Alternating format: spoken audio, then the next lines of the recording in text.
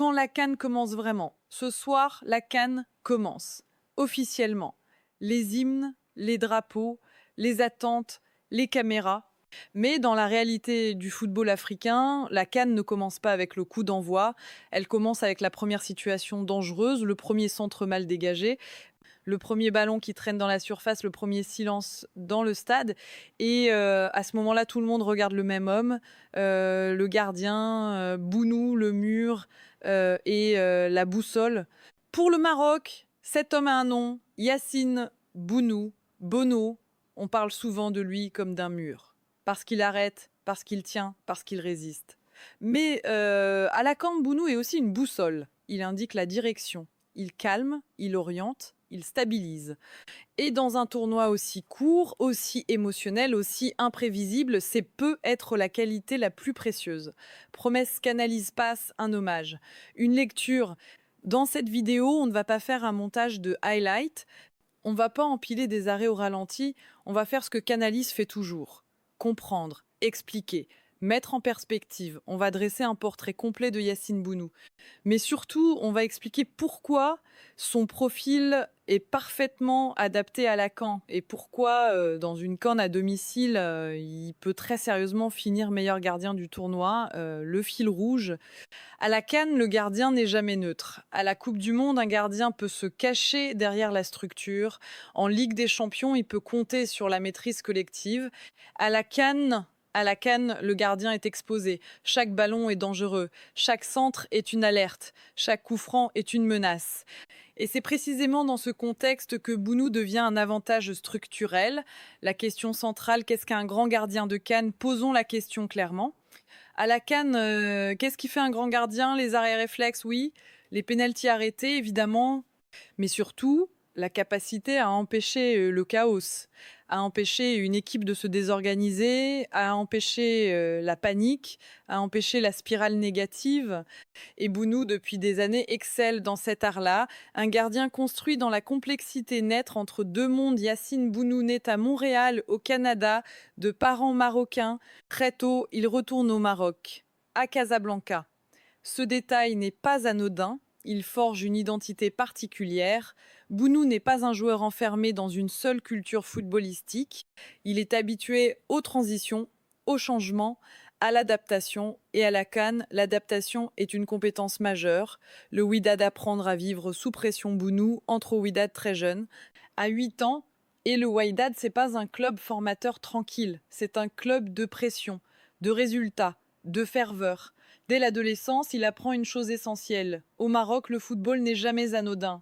Chaque erreur se voit, chaque erreur se commente, chaque erreur reste. Et pour un gardien, c'est une école redoutable. Mais c'est aussi une école parfaite pour la CAN. Devenir gardien, le poste de la responsabilité Bounou ne devient pas gardien par défaut. Il devient gardien parce qu'il a des qualités naturelles, la taille, les réflexes, l'anticipation, mais surtout parce qu'il accepte la responsabilité. Le gardien est seul, le gardien est exposé, le gardien n'a pas le droit à l'erreur. Ce rapport très précoce à la responsabilité va façonner toute sa carrière, les premières finales. Apprendre trop tôt, mais apprendre juste très jeune, Bounou se retrouve dans des contextes lourds. Finale, grand stade, public hostile. La finale de la Ligue des champions africaine en 2011, par exemple, un stade immense, une pression immense. Ce sont ces matchs-là qui créent les gardiens de tournoi parce qu'ils apprennent une chose capitale. Le football de très haut niveau n'est pas une question de beauté, c'est une question de gestion. Le choix de l'Europe allait apprendre, pas briller. En 2012, Bounou part en Europe, à l'Atlético de Madrid. Mais il n'y part pas pour être une star. Il y part pour apprendre. Il est troisième gardien. Il joue avec la réserve. Il observe. Et ce passage est fondamental parce qu'il découvre une autre dimension du poste, la rigueur tactique, la discipline défensive, la gestion collective. Il comprend que le gardien moderne n'est pas seulement un stopper. C'est un organisateur. La patience comme fondation mentale, beaucoup de joueurs vivent mal ces périodes. Lui, non. Il accepte. Il travaille, il attend, et cette patience va devenir une arme. À la CAN, la patience est cruciale, les matchs sont longs, les moments décisifs sont rares, il faut être prêt sans forcer. Saragosse, Devenir titulaire, devenir responsable, quand Bounou part à Saragosse, il change de statut, il devient titulaire. Et là, il découvre une autre réalité, porter une équipe, assumer les erreurs des autres, tenir quand le bloc recule. C'est là que son style se précise. Il ne cherche pas l'exploit inutile, il cherche la solution juste, placement, timing, lecture, Girona, la confirmation. À Girona, Bounou franchit un cap. Il participe à une montée historique en Liga. Puis il s'impose au plus haut niveau. Ce n'est pas spectaculaire, mais c'est constant. Il devient ce type de gardien que les attaquants redoutent sans le dire, parce qu'il donne peu d'espace, peu d'erreurs, peu de secondes chances. Un style déjà quand compatible déjà à cette époque, son profil correspond à Lacan. Pourquoi? Parce qu'il n'est pas dépendant d'un système ultra dominant, parce qu'il sait jouer bas, parce qu'il sait subir, parce qu'il sait rester concentré longtemps. À la CAN, tu passes souvent 20 minutes sans toucher le ballon, puis tu dois intervenir une fois. Parfaitement, c'est exactement son jeu. La personnalité, un leader silencieux. Bounou n'est pas un gardien qui crie pour exister. Il parle quand il faut, il observe beaucoup. Mais quand il parle, on l'écoute. Sa maîtrise des langues est un avantage énorme. Il peut organiser, recadrer, traduire. Dans un groupe marocain multiculturel, dans une CAN à domicile, c'est une richesse invisible. Le sourire, une arme psychologique. Il y a un détail souvent oublié, le sourire de Bounou. Dans les séances de pénalties, dans les moments tendus, ce sourire n'est pas de la provocation, c'est une forme de contrôle. Il montre à l'adversaire « je suis bien ici ». Et dans un tournoi comme la CAN, c'est déstabilisant. La sélection marocaine à prendre, à attendre son tour. Bounou ne devient pas titulaire en sélection immédiatement. Il attend, il observe, il accepte la hiérarchie. Mais quand il prend la place, il ne la lâche plus, parce qu'il apporte ce que les sélectionneurs recherchent toujours à la CAN, de la sécurité. La CAN comme révélateur. La CAN n'aime pas les gardiens nerveux. Elle n'aime pas les gardiens brillants mais instables. Elle aime les gardiens froids, réguliers, résistants. Et c'est exactement le profil de Bounou, le moment où tout bascule, tout ce parcours, toute cette patience, toute cette construction, elle mène à un point précis. Un moment où Bounou cesse d'être un bon gardien pour devenir un gardien de rendez-vous. Ce moment, c'est Séville. Les matchs couperés, les pénaltys, l'Europe. Le tournant Séville. Quand un gardien apprend à gagner des compétitions, il y a un moment précis dans une carrière, un moment où un joueur cesse d'être évalué sur son potentiel et commence à être jugé sur son impact réel. Pour Yacine Bounou, ce moment s'appelle Séville. Pas l'arrivée, pas le transfert.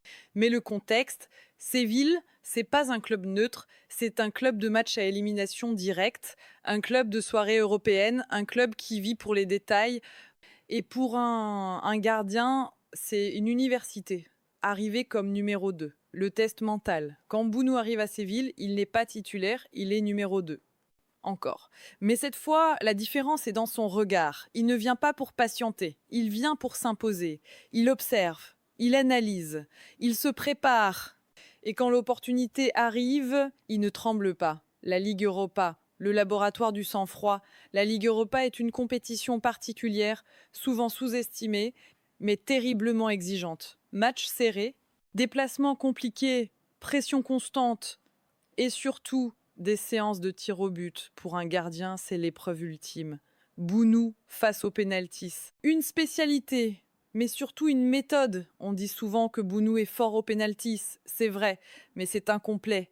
Bounou ne devine pas, il lit, il observe la course, il analyse l'angle du pied, il capte le rythme et surtout, il ne se précipite pas. À la CAN, les pénaltys sont souvent mal tirés, sous pression, dans la fatigue, dans la peur.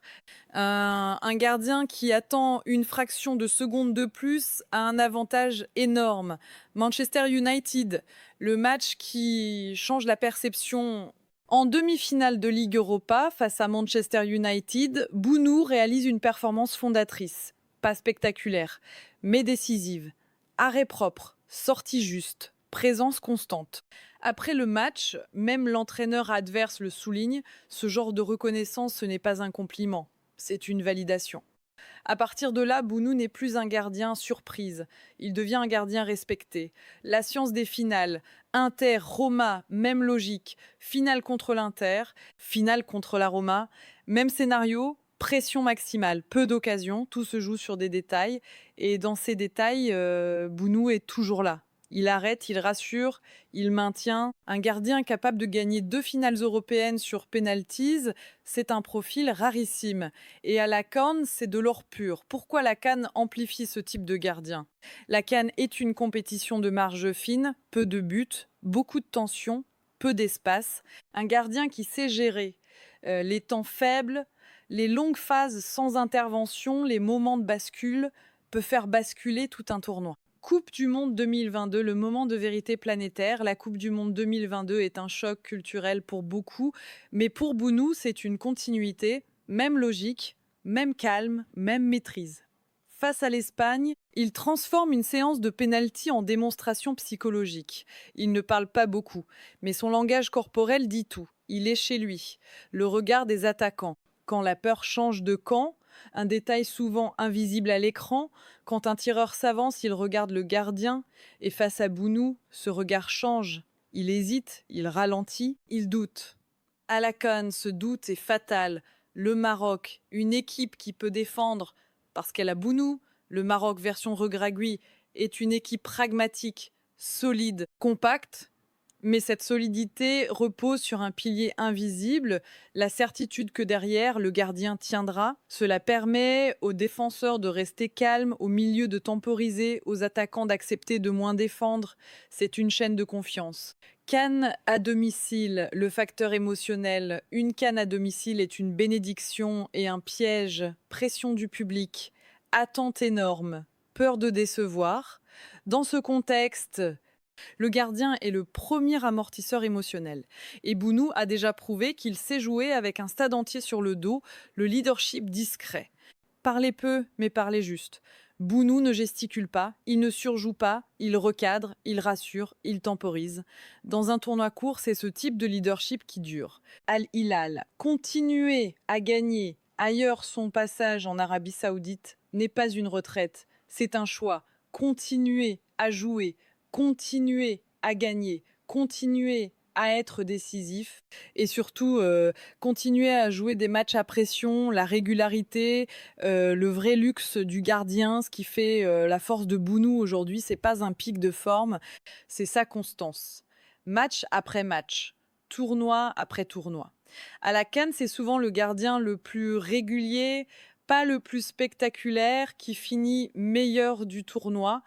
Régulier, résistant. Et c'est exactement le profil de Bounou, le moment où tout bascule, tout ce parcours, toute cette patience, toute cette construction, elle mène à un point précis.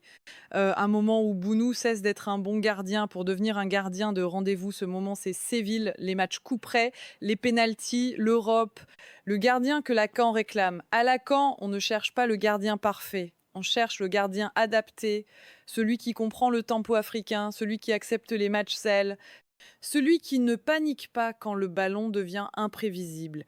Et dans cette édition 2025 au Maroc, le profil de Yacine Bounou coche toutes les cases.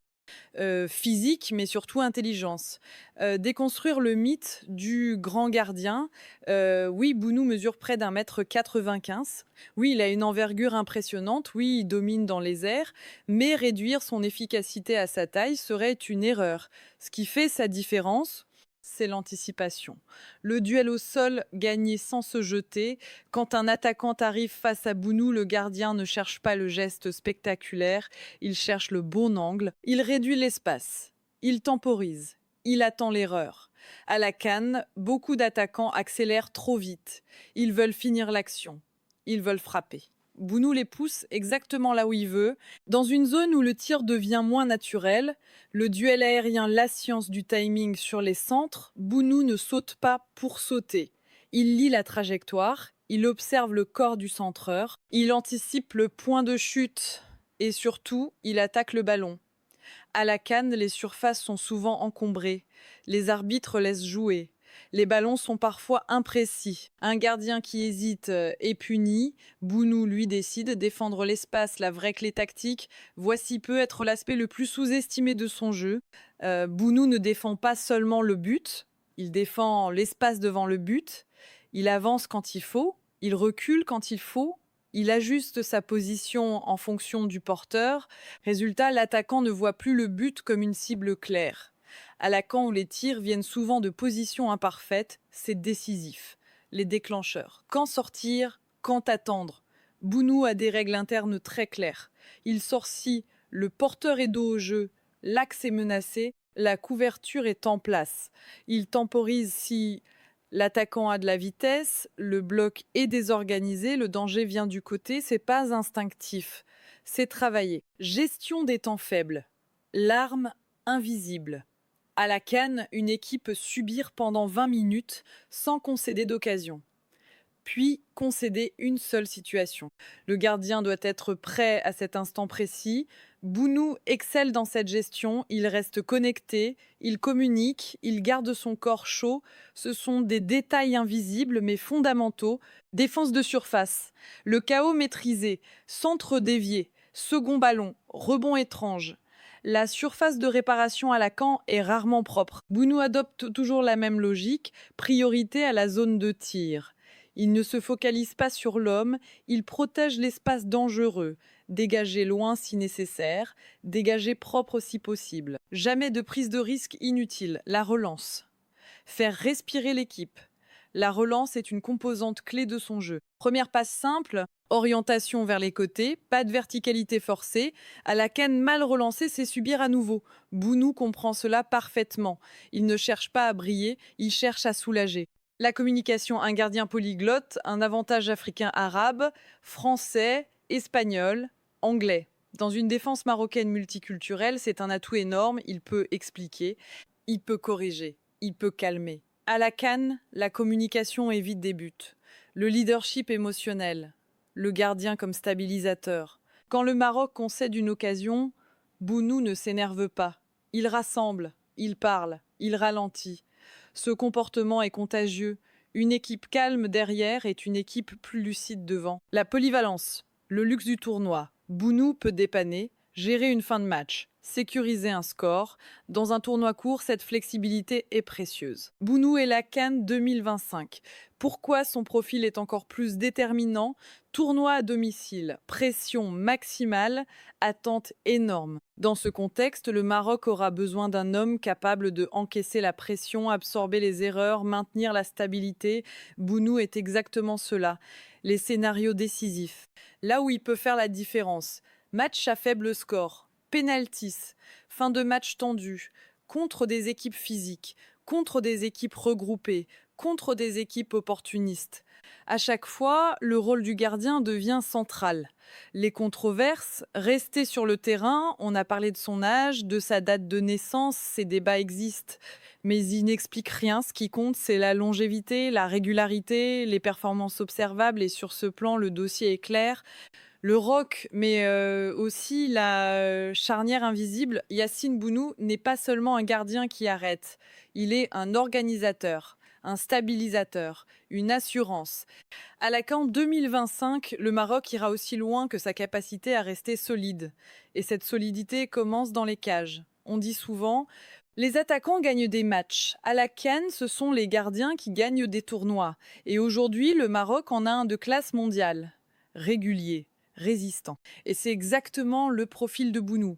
Le moment où tout bascule, tout ce parcours, toute cette patience, toute cette construction, elle mène à un point précis. Un moment où Bounou cesse d'être un bon gardien pour devenir un gardien de rendez-vous. Ce moment, c'est Séville, les matchs couperets, les pénaltys, l'Europe.